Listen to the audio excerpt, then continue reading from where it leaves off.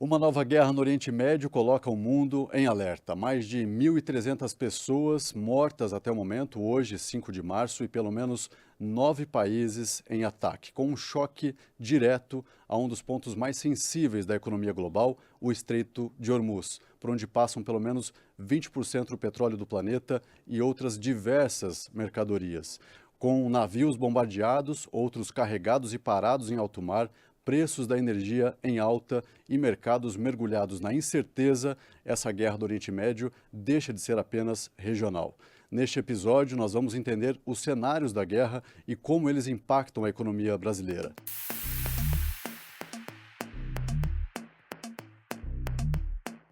Eu sou Cassiano Ribeiro, editor executivo responsável pelo Núcleo Globo Rural, e neste episódio eu conto com a participação dos meus colegas especialistas em suas respectivas áreas. Luísa Palermo, repórter internacional do Valor Econômico. Bem-vinda, Luísa. Obrigada. Mônica Escaramuza, editora do Núcleo de Empresas do Valor Econômico. Bem-vinda, Mônica. Obrigada. E diretamente conosco do Rio de Janeiro, Francisco Góes, chefe da sucursal do Valor no Rio. Chico, nos ouve muito bem? Está com a gente? Bem-vindo. Obrigado, Cassiano. Prazer é meu. Luísa, vou começar com você. Hoje, 5 de março, dia que a gente está gravando esse episódio de podcast, nós temos ataques ao Estreito de Hormuz, nós temos aí sinais contraditórios sobre o prazo, a duração dessa guerra. Queria saber de você como você avalia a possibilidade dessa escalada, de haver uma escalada a partir de agora, e quais são as possibilidades de outros países entrarem, participarem ou serem também alvos dessa guerra. Perfeito, Cassiano. Primeiro, obrigada, é um prazer estar aqui com vocês. Bom, hoje em dia a gente, depois de 6 dias de guerra e de bombardeios intensos, a gente não fala mais da possibilidade de uma escalada. A guerra já se escalou, já envolveu outros países da região. Só para dar um contexto geral, o início do bombardeio no sábado por Israel, pelos Estados Unidos, desencadeou uma retaliação do Irã que envolveu países que estão no meio da troca de mísseis de fogo cruzado no Oriente Médio. Então, desde então, a gente teve ataques à Arábia Saudita, ao Kuwait, aos Emirados Árabes, o envolvimento do Líbano diretamente. E tudo isso ajudou a dar uma escalada e uma intensificação nisso tudo. Vale lembrar que, no momento atual, a gente não tem como saber exatamente onde que isso vai terminar. Quais são os objetivos do Trump, do Netanyahu nessa guerra? Tá tudo muito incerto e, como a gente já falou outras vezes, incerteza gera um custo e eu acho que a gente vai poder debater bastante sobre isso aqui. Com certeza. Mas o que eu tenho conversado com os especialistas é que, atualmente, a guerra deve, sim, se escalar entre os países que estão envolvidos, e é muito difícil os países que estão sendo bombardeados no momento, mesmo que indiretamente. Então, por exemplo, na Arábia Saudita, nos Emirados Árabes, no Kuwait, embaixadas americanas estão sendo atacadas através de ataques com drones iranianos, ou, enfim, ataques até indiretos, que não são exatamente ataques diretos àquele país, mas por serem aliados, né, dos Estados Unidos. Então, provavelmente, esses países podem, sim, se envolver mais na guerra, o que falam os especialistas, mas, por enquanto, no momento, eles permanecem só entre o fogo cruzado, realmente. Nos últimos dias, a gente teve uma escalada intensa de internacionalização desse conflito, com o envolvimento da OTAN, mais especificamente, assim, não o envolvimento da OTAN, mas ontem a gente teve um ataque, uma tentativa de ataque iraniano, de um míssil iraniano, a possivelmente uma base americana na Turquia. Não é certeza isso, ninguém confirmou exatamente essa informação, mas é o que as autoridades estão afirmando, que possivelmente um míssil iraniano estava tentando atacar uma base americana na Turquia, e pela Turquia fazer parte da aliança da OTAN, isso gera uma preocupação de que até onde esse conflito pode escalar, não é? Porque a partir disso, esse drone foi interceptado pela OTAN, pelas forças da OTAN, mas a partir disso, a Turquia poderia, por exemplo, convocar o artigo 5, que diz que todos os membros dessa aliança teriam que sair em defesa da Turquia e do país que está sendo atacado. O secretário-geral da OTAN, o chefe, o Mark Rutte, falou que ele descarta essa possibilidade, ele descarta a possibilidade da OTAN entrar na guerra, mas tudo isso gera uma tensão maior e gera mais incerteza, assim, de até onde que isso pode ir, quem mais pode se envolver. E não entram na guerra porque é uma guerra, como se diz aí, tecnicamente, uma guerra de escolha, né? É uma guerra em que não houve um consenso, não houve um planejamento, foi simplesmente Não. uma vontade de Donald Trump de atacar e comprar esse conflito, né? Exato, tem muito disso, mas também é uma guerra, assim, quase que anunciada de uma tensão que existe há anos entre Israel e o regime iraniano, principalmente. Para Israel, o Irã, o regime iraniano é uma das principais ameaças no Oriente Médio. E o Trump, desde que ele retornou ao governo, e até no primeiro mandato dele, sempre teve essa preocupação com em que medida que o Irã está investindo no programa nuclear dele, ainda existe programa, ainda não. E nesse ano especificamente, enquanto o Irã estava no meio de manifestações super sérias, até relacionadas à economia iraniana, da população querendo derrubar o regime, ele viu isso como uma oportunidade de entrar nessa. E no meio de negociações com o Irã sobre um acordo nuclear na semana passada, que os bombardeios começaram. Então, inicialmente, essa foi a premissa de começar a atacar o Irã. É isso que ele ameaçava, assim, se o Irã não fizesse um acordo com os Estados Unidos em relação ao programa nuclear, eles iriam atacar. Mas depois que rolou o ataque também mudou o argumento deles, foi que eles queriam derrubar o regime, e hoje em dia isso está uma saladona, assim, do que realmente, qual que é o objetivo dos Estados Unidos, que eles querem e até que ponto eles podem ir. E Mas os eu acho que... americanos não estão concordando. A gente vai poder falar sobre isso exato. mais adiante, né? Uhum. Luísa, vou pedir licença para a gente trazer o Chico, que está no Rio de Janeiro, para essa conversa, Chico, porque a Luísa estava falando aqui agora de todo esse contexto, e eu também disse aqui na abertura do Estreito de Hormuz, que foi interrompido, né? Só esse fato, né, que talvez seja um dos mais importantes da guerra, a gente tem um impacto gigantesco para produção de petróleo, para o mercado de petróleo, para o mercado de energia como um todo, gás natural, fertilizantes, grãos, carnes, enfim, muita coisa. Queria que você trouxesse um pouco qual é o impacto, qual que é a importância desse Estreito de Hormuz e como essa paralisação do fluxo de mercadorias ali pode impactar, pode não, né? Já está afetando o mundo inteiro, a Europa, Brasil e todos os países envolvidos. Obrigado, Cassiano. Bom, prazer poder me juntar a vocês aí nessa conversa. Só para situar um pouquinho, antes de entrar propriamente na questão do Estreito de Hormuz, eu acho que vale a gente contextualizar alguns dados, né? Como a Luísa falou, a gente está caminhando aí para uma semana já, né, de conflito. E desde o início, né, a energia, né, a indústria de energia, as fontes de energia foi afetada, né? E se a gente olhar ali, então, o primeiro efeito é a disparada nos preços do petróleo. Agora há pouco, antes de entrar aqui no programa, eu estava olhando os dados e o Brent hoje subia... O Brent, né, para a gente situar, que é o produto de referência do petróleo mais comercializado, né, no mundo, ele já subia hoje, vinha subindo 4%, cotado a quase $85, né? Tem essas previsões de que possa chegar, enfim, a $100. E tem um dado relevante também que eu acho que, desde que o conflito, então... começou, né, escalou, como a Luísa vinha dizendo, a gente tem já um aumento acumulado, na verdade, no ano, né, desde janeiro até ontem, até, na verdade, hoje é quinta-feira, até terça-feira, no fechamento do mercado, a alta acumulada do Brent já era de 34%. Então, essa é uma consequência direta da guerra, né? Você tem em commodities, ainda mais commodities cíclicas como o petróleo, você tem... em situações como essa de incerteza, um aprofundamento da volatilidade. Toda essa situação também, ela gera muita incerteza em relação ao balanço de oferta e demanda, né, do petróleo. E aí que a OPEP, os países produtores, né, que a gente costuma chamar de cartel do petróleo, eles jogam tem um papel relevante ali no que eles podem fazer em termos de aumento de oferta, embora talvez as medidas da OPEP não sejam suficientes para atenuar, enfim, uma alta. E aí, então, essa situação toda, né, chegamos nesse ponto que você fez referência, Cassiano, que, enfim, a imprensa toda vem tratando com muitas informações desde o começo, que é essa questão do fechamento do Estreito de Hormuz, que é ali no Golfo Pérsico, uma passagem relevante, né, que é controlada em boa parte pelo Irã.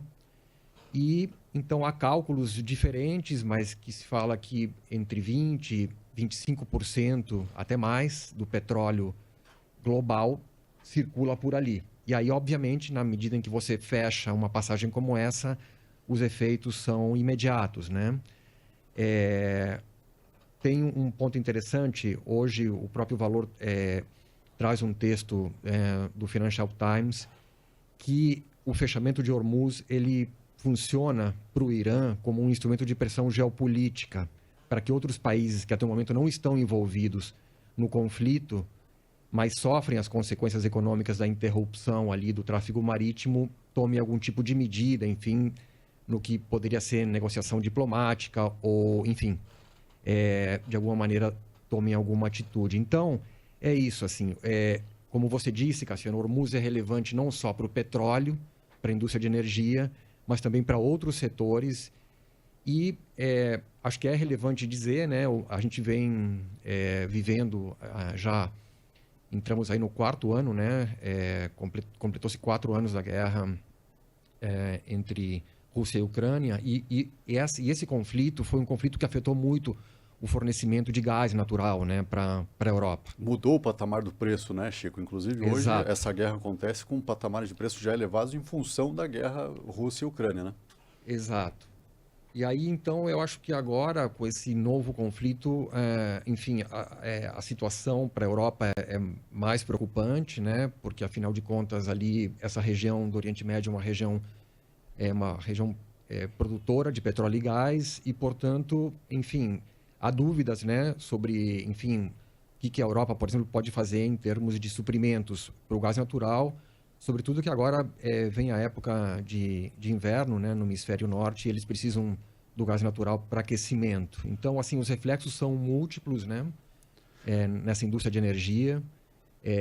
Os próprios analistas que a gente conversa têm dificuldades de fazer previsões mais exatas em relação a preço e propriamente em relação, como eu disse no início, ao balanço entre oferta e demanda, porque tudo muda muito rapidamente, enfim, e é preciso acompanhar Chico, meio que no dia a dia, como a gente faz no jornal. desculpa te interromper, a gente tem uma arte aqui, eu até queria que a gente colocasse na tela e pedir para você ou para a Luísa comentarem, porque tem um ponto que é importante, que embora esse estreito de Hormuz aí seja uma passagem, um canal ali muito importante por diversos países, Luísa, por que o Irã tem tanto controle? Não é um estreito que é dono, o Irã não é dono do estreito, né? A gente está vendo nessa arte aí, por exemplo, como que funciona todo esse canal, né? O estreito fica ali nessa esquina, vamos dizer assim. É um pedacinho do mar, mas que tem um estrago Por gigantesco. que o Irã tem tanto poder sobre esse fluxo nessa região? Na verdade, é mais ou menos na linha do que o Chico comentou, assim, é uma estratégia que eles encontraram de conseguir atingir os outros países economicamente, sem que esses países realmente estejam no conflito diretamente. Mas a grande estratégia que o Irã está utilizando ultimamente e que torna muito incerto até quando ele pode continuar atacando o estreito, porque assim, os Estados Unidos e Israel nos últimos dias têm atacado o arsenal de mísseis iranianos. E isso realmente tem afetado o Irã, que já estava muito fragilizado por conta da Guerra dos 12 Dias que teve no ano passado contra Israel. Então, o que as pesquisas estavam estimando é que o Irã estava com uma baixa de arsenal militar. Mas nessa guerra, o Irã está contando com uma carta na manga, que são os drones, que são drones muito baratos de serem produzidos, que conseguem fazer ataques a embarcações no estreito. Como que a gente viu ontem, né? Como a gente viu ontem. Navios petrolíferos aí dos Estados Unidos atacados.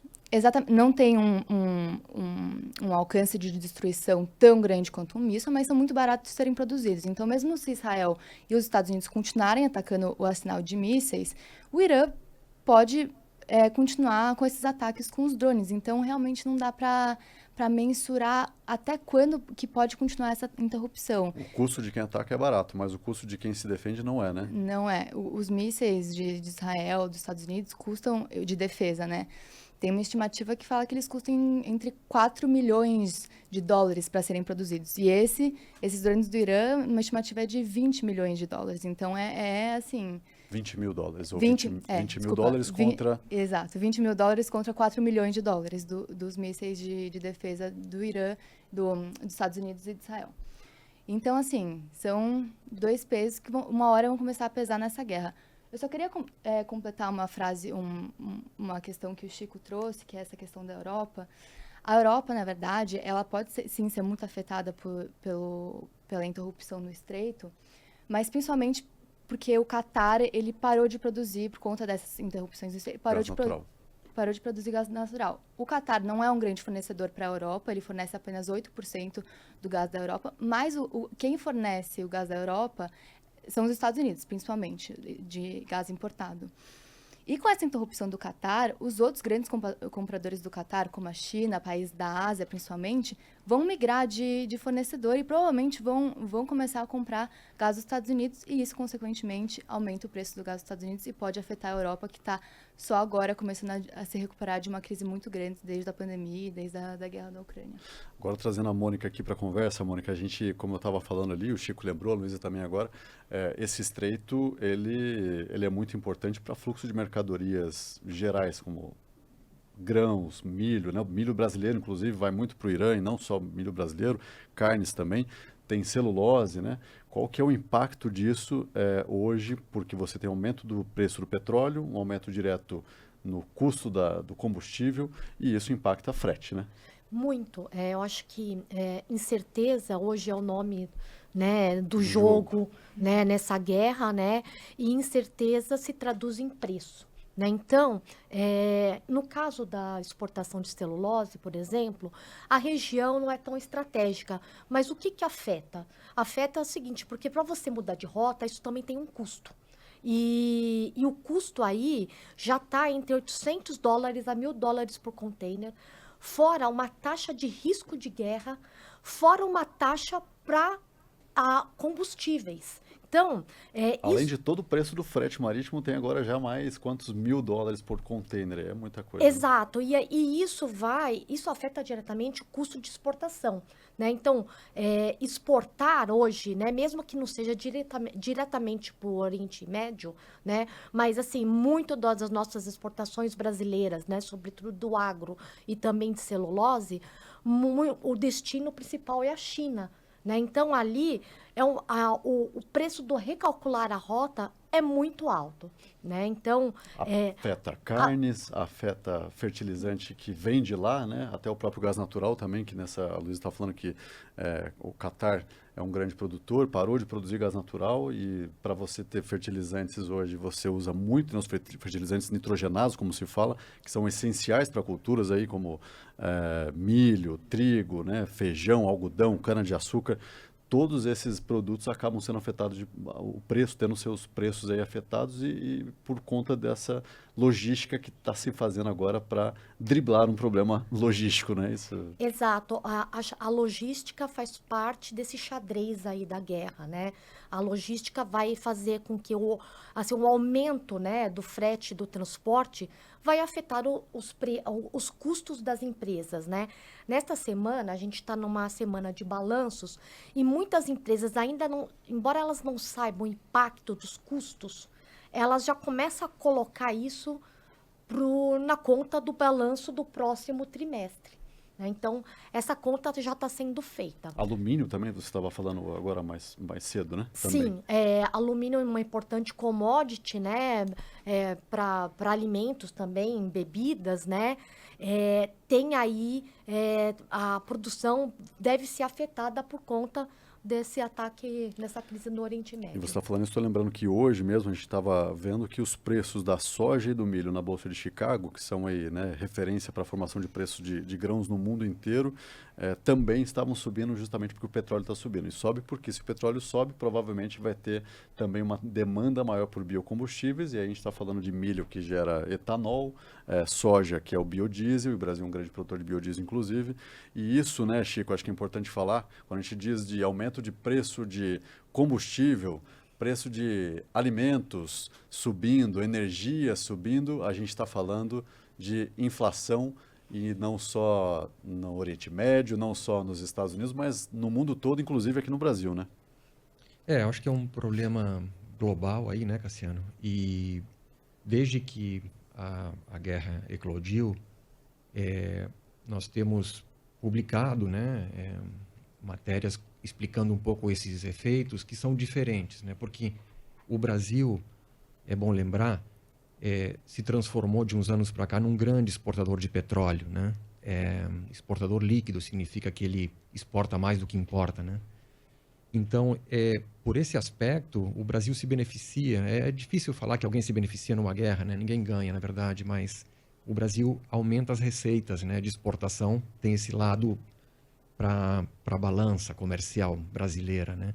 Mas tem um outro efeito, que é esse que você menciona do ponto de vista aí de mercado doméstico, que na medida em que a guerra se prolongar e, enfim, os preços, eventualmente, num período mais prolongado de fechamento do Estreito de Hormuz, como falamos, os preços do petróleo se mantiverem elevados, a Petrobras, que é a principal empresa brasileira e a maior produtora de petróleo do Brasil, ela vai ser pressionada, né, a tomar uma decisão em relação ao repasse desses custos internacionais. O petróleo é uma commodity internacional em dólar, né, para os derivados domésticos. Estamos falando de diesel e de gasolina. A Petrobras faz sempre uma análise, é o que a empresa informa, né, uma análise de mais médio prazo. Ela diz no discurso dos diretores sempre que procura não repassar as volatilidades de curto prazo de forma imediata, mas ela vai ser pressionada, como eu disse, a tomar uma decisão.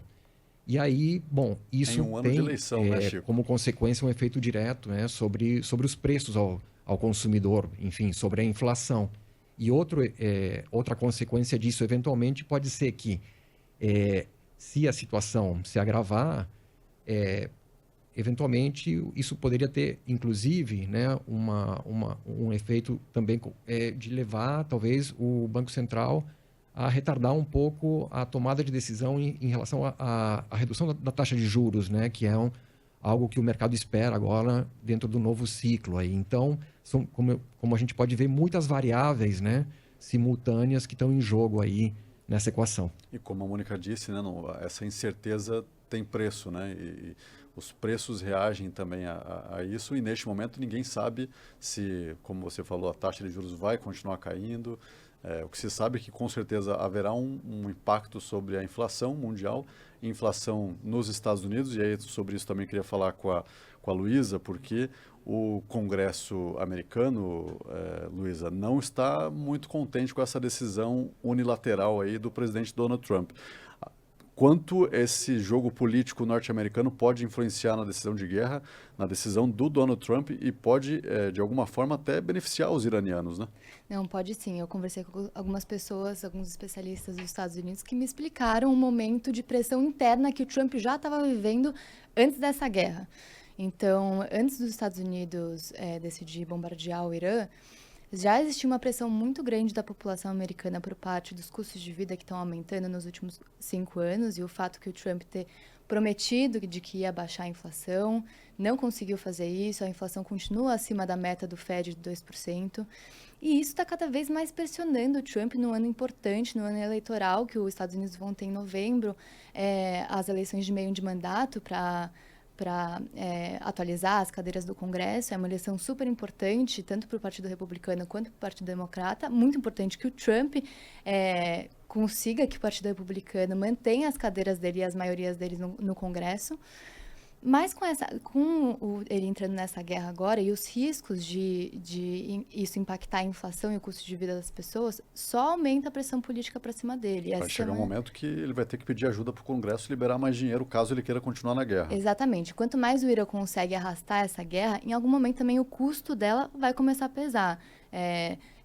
O dinheiro que os Estados Unidos está gastando agora no Oriente Médio não é ilimitado. E, eventualmente, ele vai ter que voltar para o Congresso para pedir mais grana para conseguir continuar os ataques. O que acontece o Congresso não está satisfeito com o Trump, porque ele vem driblando diversas medidas, tanto nas tarifas, tanto no ataque da Venezuela, para conseguir fazer esses bombardeios. Então, vamos ver, pode ser que tenha uma pressão maior para talvez o Trump repensar as escolhas dele nessa guerra.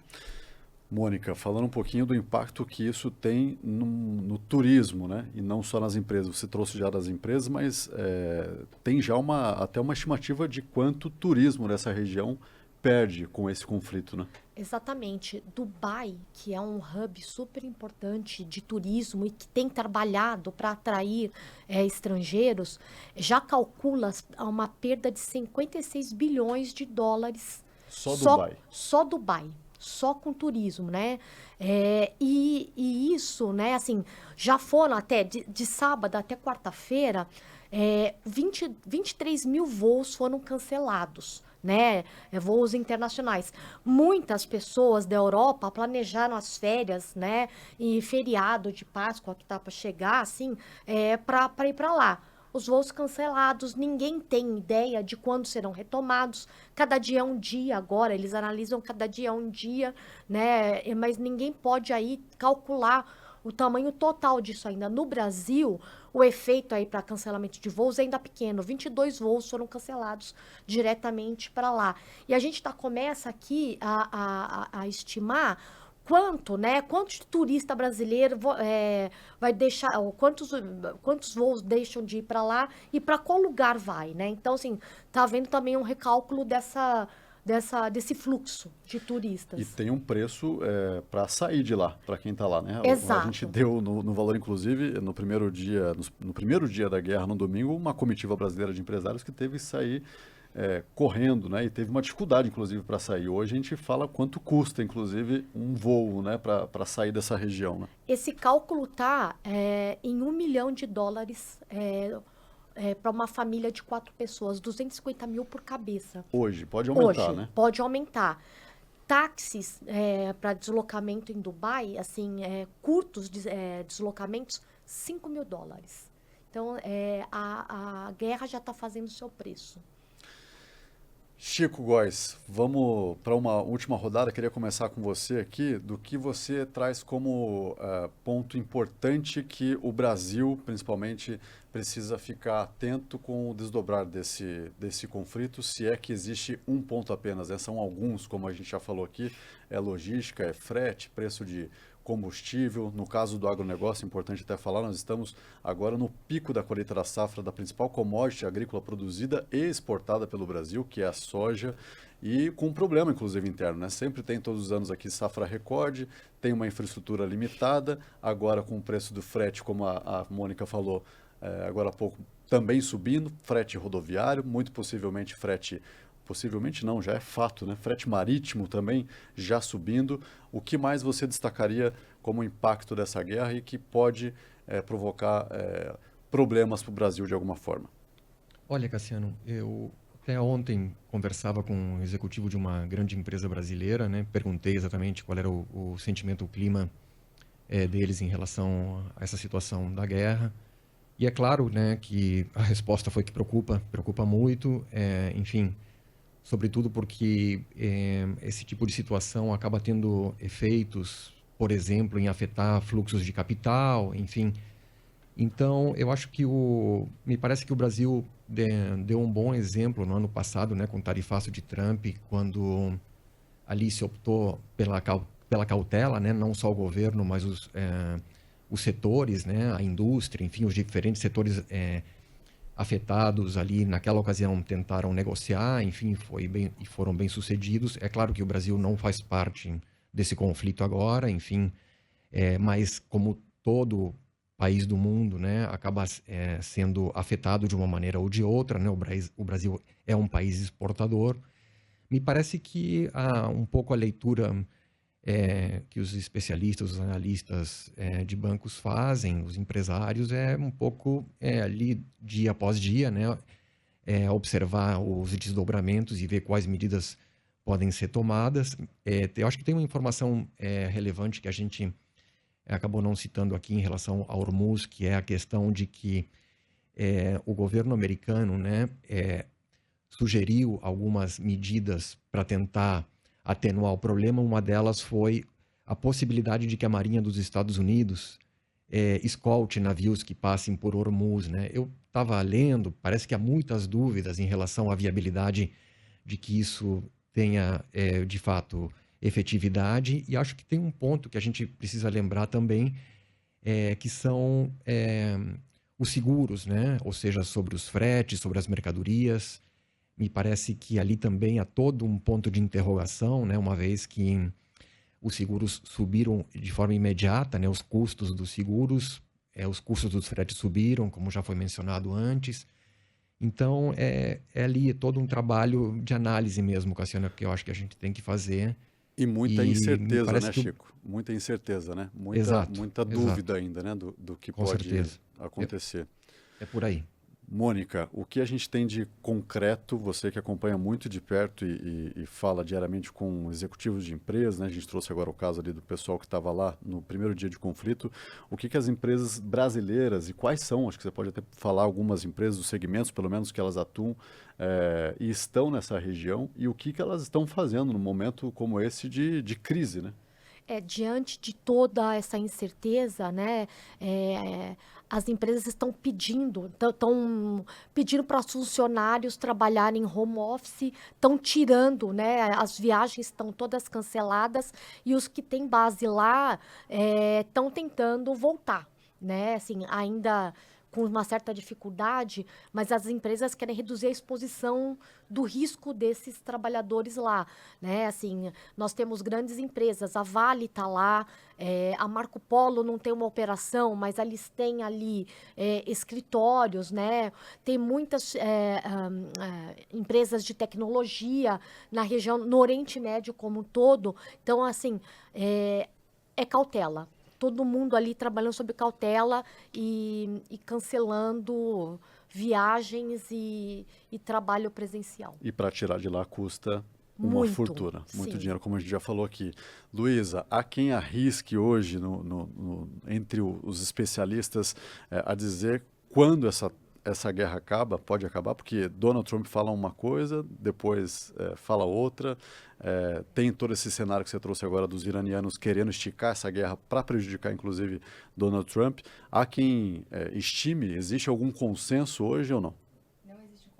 Porque é difícil mensurar o prazo dessa guerra se você não tem ainda os objetivos concretos, né? O que está acontecendo é uma divergência, inclusive, entre os próprios aliados, entre os Estados Unidos e entre Israel. Conversei com um especialista que contou para mim que, para o Trump, ele já falou isso algumas vezes, ele ficaria satisfeito, por exemplo, se a guerra estivesse acontecendo, se rolasse uma eleição para eleger um novo líder supremo, e se esse novo líder supremo, mesmo sendo do regime iraniano, fosse uma pessoa que fosse mais aliado dos Estados Unidos, que fosse mais amigável com ele, mais ou menos como aconteceu na Venezuela. O Trump quer implementar um modelo da Venezuela, como aconteceu com a Delcy, que era vice do Maduro, era do regime do Maduro, e depois que o Maduro foi capturado pelos Estados Unidos, passou a governar a Venezuela e ela tem aí uma boa relação com o Trump. É isso que o Trump quer no Irã. Agora, Israel não aceitaria isso. Israel quer o fim do regime iraniano e vai ser muito difícil achar um acordo. Assim, é realmente um ponto de interrogação como que esses dois pontos vão conseguir levar a um resultado em comum, né? E o início, o estopim para tudo isso, falava-se de ser uma tentativa de conter o plano do Irã de ter armas nucleares.